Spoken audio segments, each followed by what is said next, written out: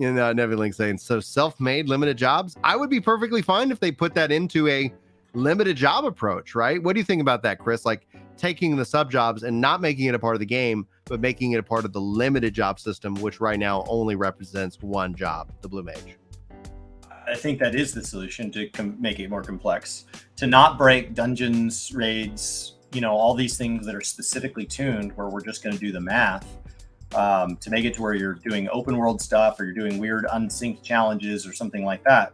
The answer is straight up to go create a combat system that can be flexible when flexibility doesn't matter. So that when somebody does the math and it breaks the hell out of it, it doesn't matter.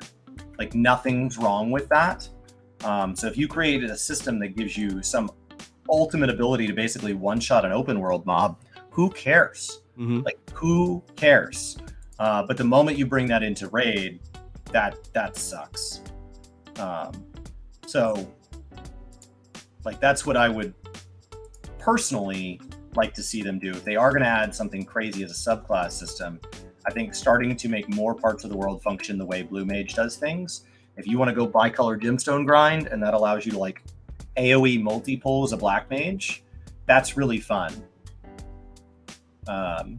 So I would put it in something like that and not break the way that party comp comes together. Because the moment there's party comp, people will just do the math. Okay, turns out it's 10% of the time that the red mage thing gives you an instant cast, and I can straight up tell you, based on where that falls rotationally, what that does to the DPS of a black mage. Like, and they would just do the math. And then the devs would do the math because they would want to tune the next ultimate to be appropriate.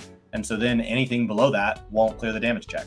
And then that's where I think when you look at the team that Yoshi P has talked about and been, he's been very open about it. He wishing having, the budget of WoW, the team size of WoW. And in order to do these kind of systems, one of the biggest things that they would have to change is they'd have to dramatically increase team size, because like while math is math, the part of the balance ends up being is that you as a, the developer are looking at these avenues and these areas being brought in and letting people, and then having to make adjustments. If you don't make adjustments, if you don't make changes, those things get set for such a long time that when you do make those changes, it ends up being like you ripping the Band-Aid off. Like you end up like, shocking the system, and it's usually not really fun and well received. But we saw Yoshi P try to do that with the PvP changes last year and ended up introducing way more problems than anything else. So like in and of itself, the heart wants what it wants, but like I just don't see it happening unless Yoshi P gets on stage and is like, we've tripled size of the team, we're going to be doing all these interesting things, and maybe X, Y, and Z only applies in piece of content. I think overall that would be pretty cool. And then chat saying maybe the 11 devs, they've been reduced dramatically after being reduced dramatically before. So the only thing I can see, loaned out to other teams. The argument there is maybe they're coming over to 14. I think when it comes down to it, it's my like I've seen speculation and theory casting, especially when it comes to the new world in Final Fantasy 14. And if they call that new world Vanadil, I think that would be something really cool. But they'd have to have a systems in place that kind of was appealing to try and attract the Final Fantasy 11 base. And honestly, it'd be really interesting to see them try and put that kind of stuff in 14, which would give them so much more flexibility. Because right now, as it sits, the way that it's developed, they have to like rebuild that entire game. So I would think that you would go try and utilize the teams that you have, as best as you can in this case. Now, any other thoughts on this one before we move to our next comment? Next comment. All right. I hit an arrow key and nothing happened. Let's hit F11 and then we'll try again. All right. B Tactics TV says, I'm catching this on the playback, gonna leave another comment on the entertainment, but I am enjoying the content here. Thank you, B Tactics, for that support on these videos, guys. Don't forget to drop a comment if you're watching this. If you're watching this in the archive as a VOD, we always try to go back and grab the comments so we can feature them here. So thank you very much, B Tactics. I don't know why, like the arrow keys were working, but not anymore. So we'll just keep going in this case. Now, Keith Adam writes, happy about getting a blue update. I don't care really about the traditional rating anymore. I'm about to start doing the blue stuff on the Morble. That's more interesting at this point. So with the new spells and the fights, that they're going to be pretty fun. Hopefully the rewards for Criterion this time are rewarding, else it's DOA like the last one. And it's fun, just not worth the time to repeat. Well, either way, I'm probably going to play 10.1 more anyway. I'm more interested in the M+2 season and the regular rating or the anything else Square is really offering for spending my time doing this patch or half patch. I might check out the Island Sanctuary update, but I'm more interested in gearing in WoW's upcoming patch. They've solved the issue that was grinding my gears the worst, and they upgrading the items gear are earnable by completing the content. It's about time. Probably where I spend a good amount of time outside of the patch days sales in 14. Now, I personally wasted a lot of gil on my fellow FC members. How easy it is for gil to be made. So, Chris, there's a couple of thoughts obviously in here. He's talking about blue mage and replacing the normal rating cycle for him. We've seen a lot of players main blue, in Final Fantasy 14, and it's good to see that blue's finally going to be able to go up to the next level tier. What do you think about that? I mean, it's an MMO is made up of a wide variety of players that consume it in a wide variety of ways at a wide variety of hours and skill levels. But the ones that are the most exciting or the most engaging are the ones that get shared the most on Reddits, Discords, Twitch, YouTube, wherever, Twitter. Like, those are the ones that become the dominant ones in like what we talk about. And so when you see side content become somebody's kind of main game, it can feel very isolating. Like, are there really blue mage mains? Are there really crafting mains? Are there really just guild makers? Are there people who only play an MMO for the story? Are there whatever it is, depending on the game, like that feels, and they get memed on. And so anytime they come out in public and say, I play WoW because I love the story in World of Warcraft, there's 65,000 kappas in chat, which just basically tells that person, like, screw off, go play somewhere else. You're not welcome here. You're welcome to play however you want. And like, I think blue mage is a super fun way to take the balanced shared world combat system of what we have and say, what if there was a class that didn't have to follow those rules? I wish they'd had a second limited job so we could see like what would be another way of breaking the rules. Because right now, blue mage is the only way of breaking the rules. And so if you don't like that classes break the rules, or you don't like blue mage, that's one and the same. And I would love it to be like, well, I think there'd be other fun ways to break the rules, and maybe blue mage is your favorite, or maybe Beastmaster is your favorite, or something like that. And so I have seen blue mage mains, and I like to progress everything on blue mage is a huge undertaking. It's a ton of time. It probably takes some level of community to get in there and get some of those clears. Some of them are very hard. I've watched a lot of those streams. They're very fun. It just, like, I would love to see that sort of content continue to get invested in. It feels weird that we went so long without hearing anything about it. We thought it was coming this expansion, but we've never heard anything. And I would love to see them able to update it maybe more than once per expansion. Yeah, more than once per expansion, and expand on it with additional jobs.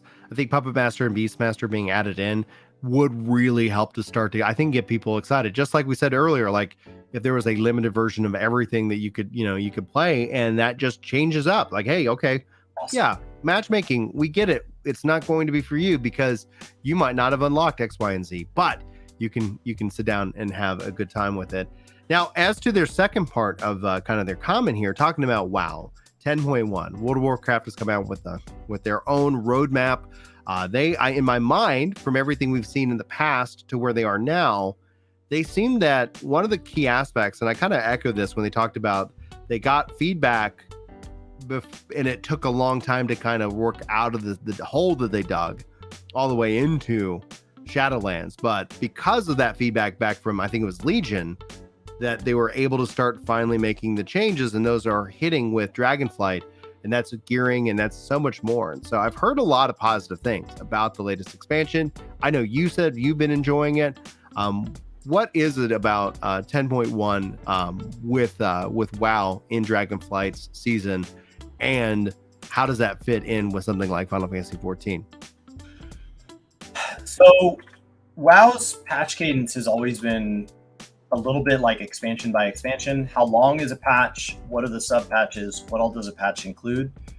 It's really varied. So when you have a good one, there is a question of like, will the next one be good too? But Dragonflight actually changed a lot of that by releasing a roadmap and showing like what their intentions for a patch are. They gave us a rough tentative timeline similar to New World as far as like, here's kind of when we think-ish those are. Not as specific as kind of what Final Fantasy does, but the trend right now in MMOs is to be more specific than you've been previously. So for Final Fantasy, who was already within a couple weeks of being predictable, they had to move to full predictability to kind of meet that criteria.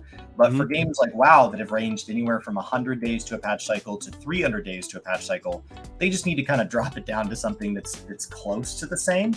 And they seem to be doing that. They released a half patch that had what like Final Fantasy would traditionally put in an odd numbered patch with basically a catch up gear and all that, which was tied to a new zone, all these new rares, all this new stuff to grind. So that there was stuff for people that didn't necessarily need the catch up gear. There's all this like just constant stream of content. So if there's ever part of it you don't enjoy, you feel like, okay, well, I'll just play a little bit less each week until the next wave gets here. And that's a really healthy thing for an MMO, regardless of the MMO. Season 1 started for New World today, and like Season 2, they said in their Q&A, their recent Q&A, that they don't want those to ever be more than 95 days apart. And so that always tells you that if you get to the point where, you know, like in the free version, there's like a dog that you can get for your house at level 50 of 100, you might be done. You know, if they expect that to take 40 hours, you might be done at level 50, and then you might just hop on with your friends to do an expedition or two every week, and you're just hanging out until Season 2 gets here.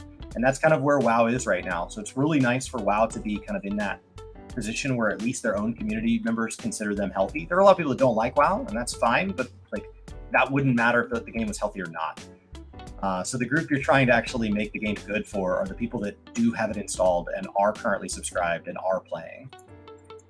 All right. Luma writes, blue players are definitely going to be really happy.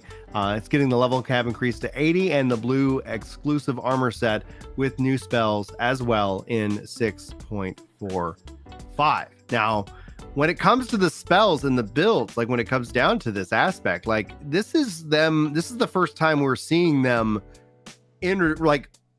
be able to plan out more updates for the blue mage, because I think it was when it went to 70, that was their original content plan and offering, right? Like if my math is correct on that one. And so this is the first time from just the next level, from taking that feedback and applying it. What do you think is what do you want to see as a part of these skills and these abilities, as well as like blue mage as it moves forward into the future? So I didn't finish unlocking all of the first skills. I got like half of them or something, 2/3 of them, something. I didn't get quite all of them. I got a couple of rare ones. I got a lot of the easy ones. And I didn't finish all the challenges. I messed around with the Master Carnival a little bit, but I didn't do anything too crazy.